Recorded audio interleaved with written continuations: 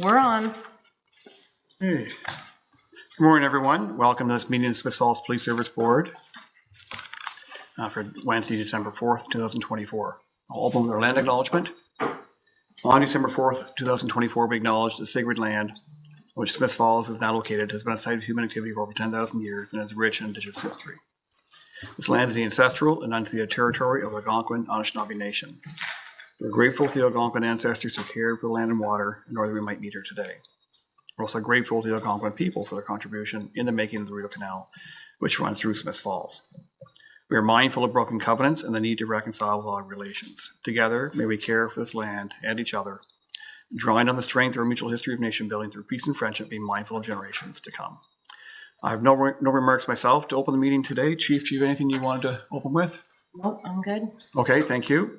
Any additions to the agenda? Seeing none. Any declaration of pecuniary financial interest?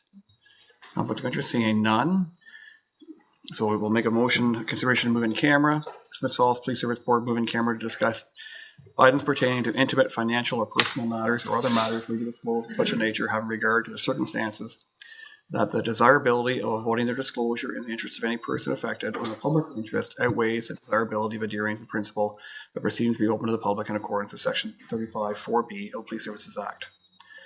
Motion move in camera, moved by Rob, second by Chris. All in favor? We're going to move in camera. We shouldn't be too long.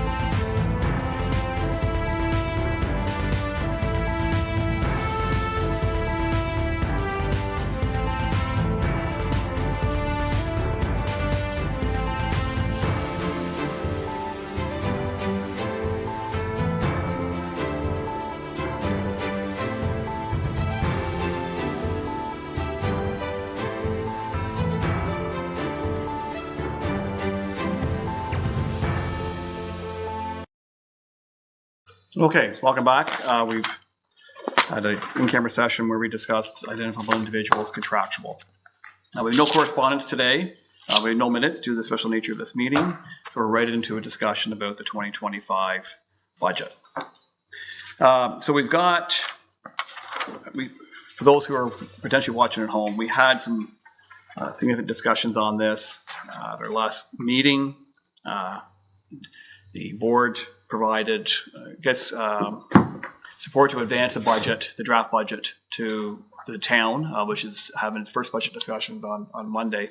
But we wanted to bring it back and have an opportunity for the board to make a final decision, potentially, on the status of the current budget.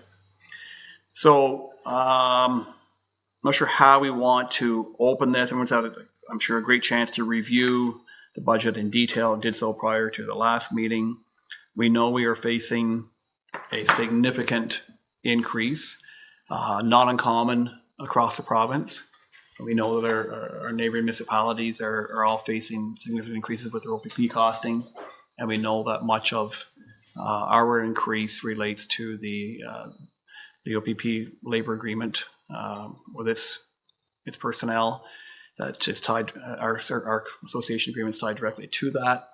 And so that's a big part of it. But at the same time, I think we've also made a decision as a board to provide the chief with the authority to go ahead and hire additional officers to ensure that we believe we are providing our community with especially the frontline personnel that we need. And as a result, there is that increase. So we're looking at about a 21% increase. At this stage, $1.172 million increase, bringing the budget to over $6.65 million. So that is, it's a big jump. We also know, looking back, and I brought some notes on this, but looking back, for a long time, we were, I think, very financially cautious about increases in the past. I think we were we brought forward in the administration and the board what equated to a 1.7% annual increase between 2015 and 2024. So the average rate of inflation through that period was about 2.5%. So I think part of this is catch up to some extent. I think we were very financially responsible, trying to minimize the cost of police the best we could. And I think there is some of the result is not expected when we were trying to make sure we have adequate personnel out there, boots on the ground every day, recognizing that we also have part of our service which will likely always have some office sick leave and parental leave, long-term disability, WSIB, all these things will be part of a service that we have to be able to manage around. And going back to 2014, the service represented about 38% of the town's tax revenue. That had fallen to 28% in 2024, partially due to the increases which were below the rate of inflation, and partially due to the reality we've had a lot of growth and assessment in town. Not necessarily that much growth from existing taxpayers, but new assessment from new construction, which enabled us to, for a long time, even with the town, bring in on average increases which are less than half the rate of inflation. But at the same time, the proportion of the police budget in relationship to the entire budget had declined to about 28%. With the increase for 2025, as per proposed so far, it will bring the police budget up to about 33% of tax revenue. We're close to that. Might be a little bit less based on what tax revenue we end up with. So it's a big jump, and I think it's something, in my mind, it's a one-year change. We wouldn't be seeing this again in the future, other than we know we will always have to have increases due to inflationary pressures on everything, plus wage settlements with our association. But so I wanted to turn to the board and give everyone an opportunity for feedback before we have any motion towards approval or another option for the budget. Chief, do you want to chime in? I just wanted to ask one question. I think the honorarium for the board was something that was going to be discussed. I just haven't received clarity yet on what direction you wanted to go with the honorarium piece. Do you want to pull that out separately, have a discussion on that first? Up to you. I'm fine Yeah. either way. I think of it. Or find the status quo? I think I'm fine status quo. I don't think I need Does to that make it simple? Or make any changes. I'm fine status quo. We don't need to change that. Chris and Chris? Is it a requirement to be present for this board? It's just, yeah, Go ahead, Chris. Yeah. The Community Safety Policing Act says that we have to compensate the provincial members for no less than $150 per diem that they serve in a year. So Okay. that'd be about 1,500 to 2,000, between 1,500 and 2,000, depending how many meetings. I volunteer at a lot of other organizations and I don't ask for a nickel in exchange, so I would like the bare minimum then that's required by law then, please. Which in essence is with the meetings, that's where it's at. Yeah. Because it's dependent on the number of meetings. Like this has been the number 4. And I know when we talked with Graham initially, when the Community Safety and Policing Act was coming in, there was actually talks of discussing with boards to increase the compensation for sitting on these because of the work that's been required. And I've certainly, myself personally, I'm comfortable with just what we get. Like we've done a lot more this year than we have maybe in the past, Yeah. meetings wise. And, if we were to go back to what the Act states, we're probably with this year right on par with where it needs to be, if not maybe a little less, Chris. So I think where it's at, I'm not comfortable to take anything more than what we've been given in the past, personally. Okay. Yeah, it's a hard one because I know there's other boards that put in as many hours that aren't compensated, and it's one of those hard questions of why the police board gets compensation, the other boards don't. The police board's always been the most generous board to serve on. Another example would be the Planning Advisory Committee. I know gets a per diem, but other committees wouldn't. The Legislate, I believe. whenever it's from the province, it's in there. But when it's the municipality, we haven't included it. I don't know that it's going to make a big change in this year's budget. Maybe if we had a look at the numbers going into next year of how many meetings we're going to have, it's really heavy loaded with this Community Safety Policing Act this year, where it's been a huge commitment to get up to speed, and there's still a lot of training that needs to be done. But I'd be open to keeping the conversation going as hopefully things settle down when we all get to business as usual with the new act. So why don't we leave status quo for now, and then we revisit next year? Is that? Are we legally allowed to? Sorry, Sean. Are we legally allowed to donate it back to the police service maintenance type of thing? Are we allowed to do that? I wonder. You can do whatever you like. Thank you. Okay. Okay. Thank you. So moving back to budget. Open discussion. Let's get started. So I'm like, I can tell there's some words. Okay, Chris. Yeah, it's been a real struggle to process this. I think, I've really looked at it in detail. I know that the chief, the chair, deputy chief, a lot of people have looked at this in detail, and I don't see that there's anything in here. There's no red flags of areas of savings. There's no areas that I think that we're being irresponsible. Every line in this budget needs to be spent next year in order to please the community. The awkward position of the Police Services Board versus Council is that there's two very different hats to wear, but there's only one person or one taxpayer that has to pay for it all.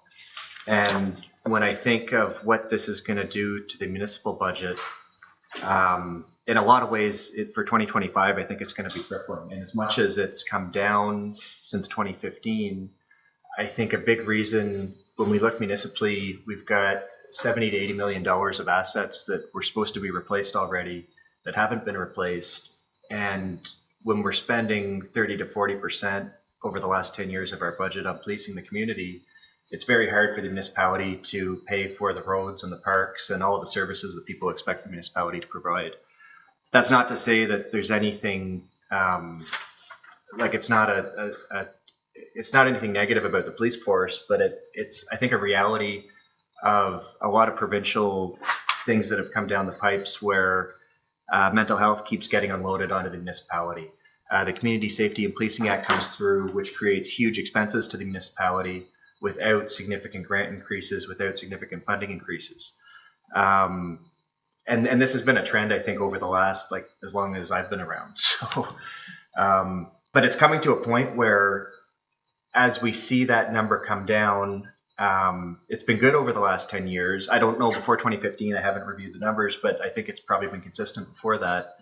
The problem is that as we keep spending more proportionately on policing than other communities, we aren't seeing the crime severity index come down. We're not seeing those numbers come down in a way that would therefore reduce the calls for service, reduce the burden on the police force, because we know our police force is very busy.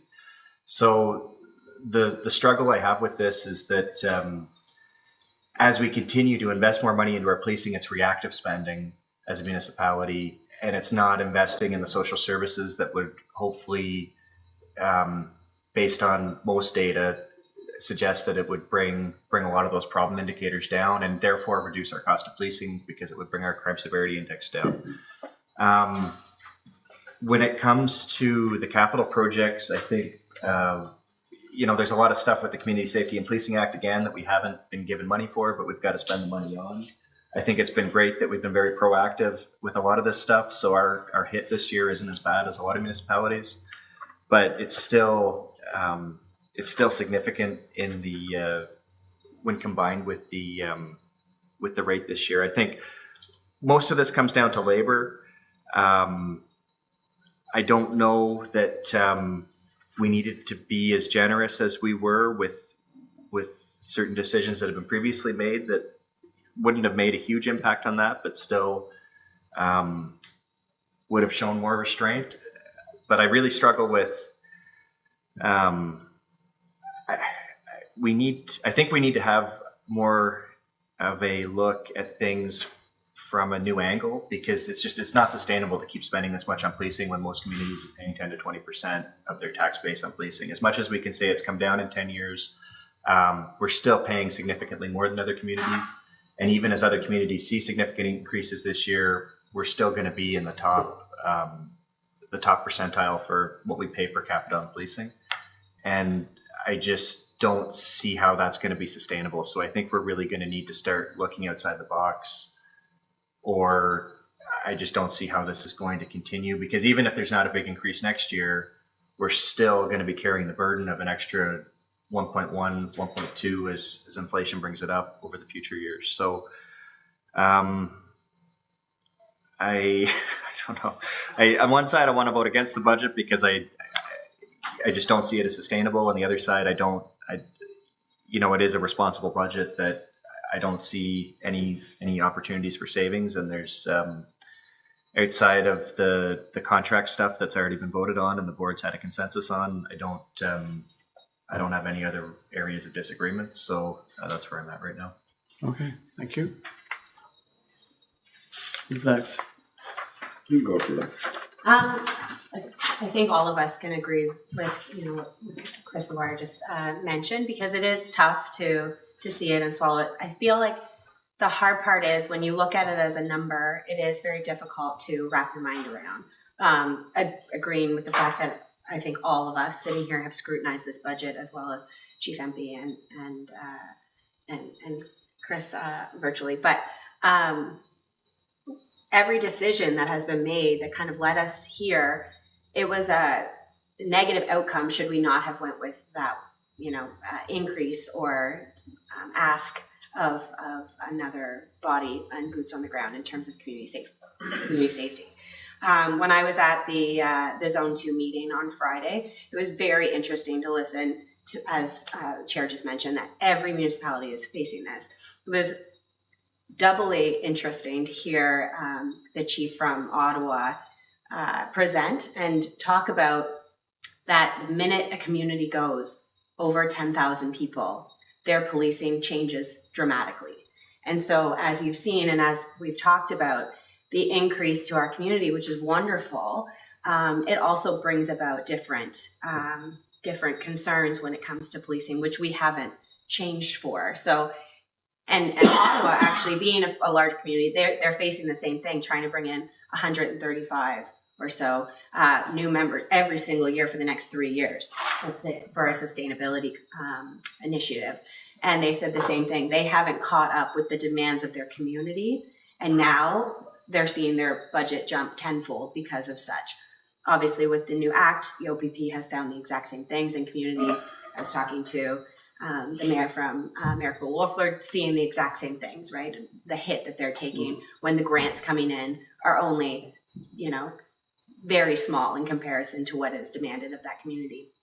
So I do agree. It is a tough thing to look at. But when it comes to our job sitting here at this table, which is to ensure that we have community safety and that our policing is effective and reflective of our community, I don't see when really the increase, if we were to take out the new bodies that are needed, in my opinion, to ensure that we have effective policing, it's a $65,000 increase, right? That's where that, and when you look at it, we have these demands of us that are going to be reflective of that $65,000. So tough, yes. Difficult decision for any of us to sit here because, as you mentioned, being, having taxpayers be the ones that are going to, but I think it is the taxpayers that would be negatively impacted should we not put those 4 extra members in, and should we not think of helping our service so that we can continue to see, a proactive policing versus a reactive, which is what unfortunately we're going to continue to have. And from a community standpoint, I think it is, not just in policing, but in elsewhere in our community, that it is very reactive, where we need to have the funds to be a little more proactive. So difficult for sure. Always open to different ways in which we can help generate more revenue to help with this budget. But I agree with you. I don't see how, when we looked at, the negotiations that we went through with the association, the small amount, it was the OPP contract that really inflated the numbers. And I don't see how that was a change that we could have made when looking at kind of trying to be the community of choice for officers in the area. So it's like every decision was like, yes, it was tough and it increased, but look at what the outcome would have been should we not have went with that decision. So all difficult decisions, all kind of coming in the same timeline. But I think, there's a negative aspect for not agreeing with moving forward in this essence. Okay, thank you. Chris, Samir, you want to go next? Sure, I agree with everything Chris McGuire said. We're no longer sustainable. There's no question about that. Well, I've asked since I've joined the board, we have to, and I'd love to spearhead this. What do other municipalities our size pay for policing? What does our employer pay? They're exactly the same population as us. What do they pay? I realize it's OPP. I'm not suggesting, before anybody starts attacking me, that I'm pro OPP, I'm pro Smith Falls taxpayers, what I am actually. I want to, let's look at other municipalities and see what are we doing differently that is costing us. I would have guessed, and I looked last year and our employer was around, I don't know, $4 million or something. What did they increase this year? What's the $2 million delta that we're looking at? We have to figure this out. And obviously, I agree with Chris McGuire on the fact that I would also like to vote the budget down, but we can't. We don't have that time. But over the next year, we got to get our heads out of the sand and try and figure out what are we doing wrong that's costing us too much money. That's as simple as that. That's it. Thank you. Thank you. Rob? I think the biggest thing we need to understand here is our job is to monitor this budget for the force that we are dealing with today. This is a large increase. I understand that. I've been here for quite a while. we didn't anticipate all to the extent of the OPP increase that we were hit with this year. We did have in the budget some percentage of increase, but we were hit with additional dollars, if you will, on that. If you look at the overall here, at the 1.1 million give or take increase, 731,000 of that is our frontline guys, plus another 100,000, give or take 99,000 that we're anticipating for part-time wages that we think can come down. We have to, one of the reasons I feel that we made the decision to allow the chief and the deputy to hire future officers is the competition within the province to find quality people. You talk of Kingston, you talk of Ottawa, you talk of everywhere else. And I don't want to get long-winded on this. The hard part that we're facing is being tied historically to the OPP took a wage increase basically out of our hands. That's not something the association was going to give up. If you look at the morale of our force, if you're out in the street, you see the increase in their morale that we've given them the ability to not have to work and maybe get home and be around. I get this. I think the bottom line is we've all agreed within this room, and one of the things when we hired Deputy Kettle is to look for different ways to bring in revenue to help offset the cost so that we provide the best possible product to the taxpayer, and I'm being one of them. At the end of the day, what the council decides for the future of this force is out of our control. And if that decision is ever made, that's a decision that council has to make. But we have to do our best fiscal responsibility to maintain this. And to your point, I've gone through it from top to bottom. I see a lot of reds in there and things we've deferred. The Community Safety and Policing Act has put additional costs onto us that we've been very proactive to get to. So I think we're further ahead in the control of that moving forward. But when you're looking at wages, it's there. It doesn't matter what business you run, that's your expense. So it's a question on us maintaining control and being responsible moving forward to find different ways to offset these costs. We've talked about, different dispatching and all that. I don't want to get into all that nonsense, that part, sorry. How can we make it the best there, a place for people to come and work that we're proud of, a safe community? We're going in the right direction because we are growing. But to everyone's point, I just don't know what we can cut because it's unfair and an unfair decision if we went back to the chief and said, you got to take 4 people away. Because we are also understanding the future of our force and the age of our force. So that we've got quality people in place now that in the event there is some retirements in the next year or two, what have you, we've got a quality force in there that we may not need to replace the officers that we have at that time. So it's proactive. I get it. It's a hit. Listen, I understand because I pay too. I just don't know what we could do today to magically make this come down by the 2 million, which we all wish it could. I don't know how that answer. Thank you. Well, great comments, and I think it solidifies my own, thinking about this, and really it's an exercise in risk management. And we've heard from the chief and deputy chief about what the needs of the service are to ensure that we provide what our ultimate responsibility is adequate and effective policing for our community. And we need to ensure that we have the adequate frontline personnel, the right frontline personnel. And we've talked before about being that employer of choice. And it's a very competitive landscape. You've mentioned Ottawa hiring, 165 a year? 135, yeah. So everyone's OPP are looking to hire, I think, 500 additional officers. So we're in an environment where if we don't pay our personnel appropriately and we don't treat them appropriately, there's a lot of other places they could work.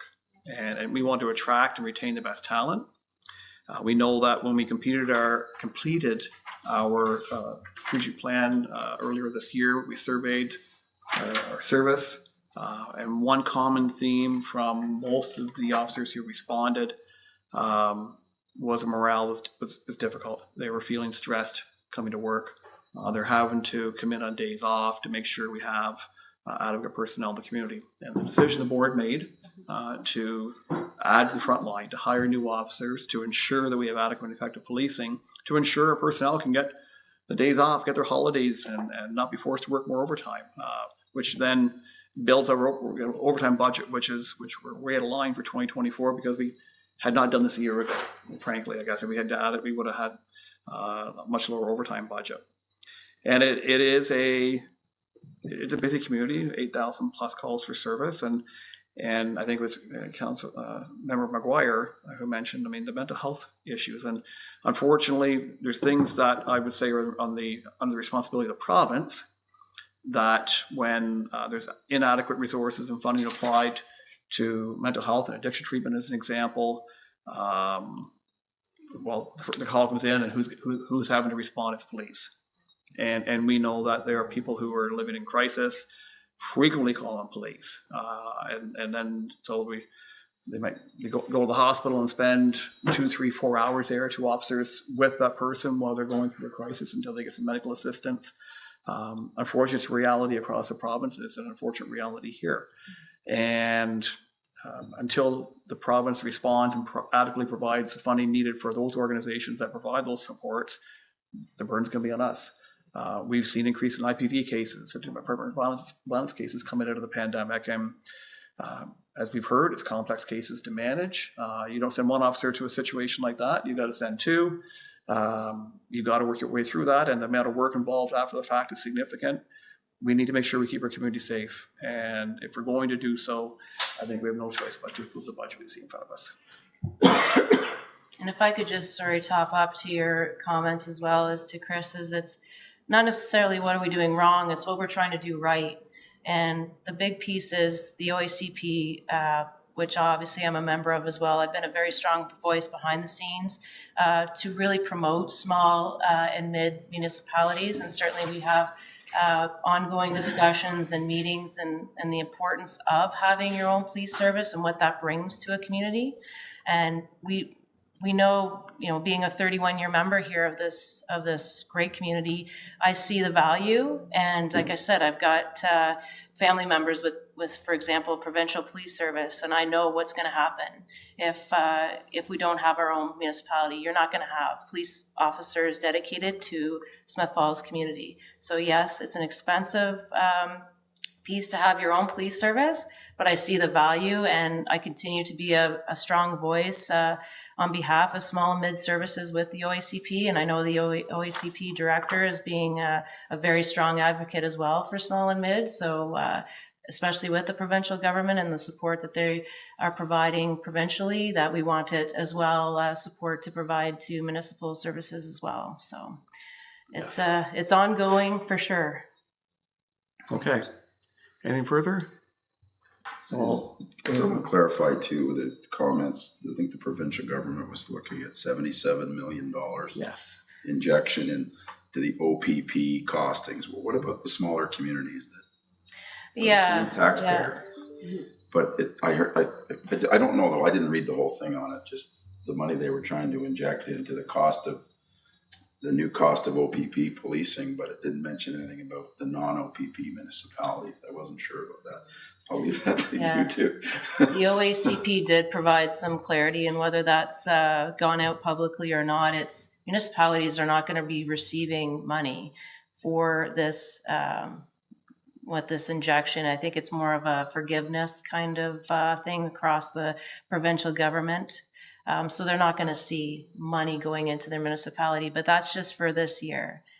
Nothing's going to change as far as increases in the cost of policing going forward. It was just to kind of forgive some of the overtime pressures, that kind of thing that municipalities, for example, in other municipalities, they're not part of the collective agreement that they can bargain for contracts, for example, with OPP, whereas you have control over the contracts here in Smith Falls. Some municipalities don't. So it's kind of a one-time thing, but that's going to be the next year that they have to be prepared for as well. So, And again, when talking to OPP detachment, the announcement came out right before the meeting on Friday, and they were all just getting money from the government, as you all know, is not an easy thing. So any money, any nickel is helpful for sure. but they were basically chuckling at this big announcement and this big amount of money that was announced. And when they actually broke it down to each detachment, they're getting like a fourth of what they need for the increase and the difference. And so they said like this not isn't gonna even see it. close to helping with, bring it up. So it does look great. And it does, again, always on surface and media can make it sound wonderful and fabulous, but they all were saying the same thing. It was like, it's not going to help us. We still are going to see a massive increase for our taxpayers. So, Okay, so with that, I'll ask for a motion for approval of the 2025 budget as put forward by Chief Empey. Moved by Jen, second by Rob. All in favor? Okay, no opposed. Okay. Thank you, everyone. And just new business, board training topics to fulfill our legislative requirements. And that's something we've added, just recognizing, as we've discussed before, the CSPA brings in a lot more responsibility for board members to be trained, knowledgeable, and that's ongoing. And we have a training session here in 2 weeks. December 18th Yeah. at 9, is it 9 o'clock? At the police Here at the station. police station. Yeah, at the police Sorry, station. that's right. Yes. Yeah, Yes, thank you. yes. Lock you up. And so there will be ongoing training. And I guess go back to the honorarium piece discussion earlier and remember Dobson's comment. It's not just the meetings that we do here that involves the work of the board. We've all had to do, I think there's 2 major training sessions so far with the CSPA, probably about 12 hours, I guess, of additional time committed for those 2 topics, and more to come. So I guess it's just want to open to any comments today or thought today on where we see gaps, or we simply want to wait as the CSPA rolls out regulations and training that we take advantage of it that way, or is there more insights we would like to see provided, more guidance and training provided by the chief and deputy? I think the problem is it's rolling out. It's seemingly forever evolving. Yeah. When we started in April, so unfortunately, I think at this stage, we're doing what presents itself to us because we don't know the next part, right? Yeah. So I think being compliant like we've been, and the training obviously on the 18th.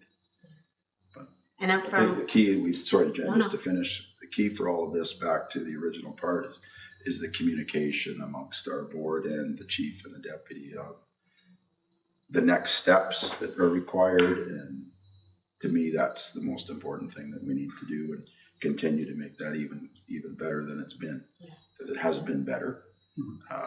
But the communication part is the key for all of this, because we don't know. We're sort of flying blind to all this as well. I think all those training pieces at the OAPSB, when they send out the emails, is to take advantage of it. That was a great one that you went to, Jen. That certainly would give a lot of information.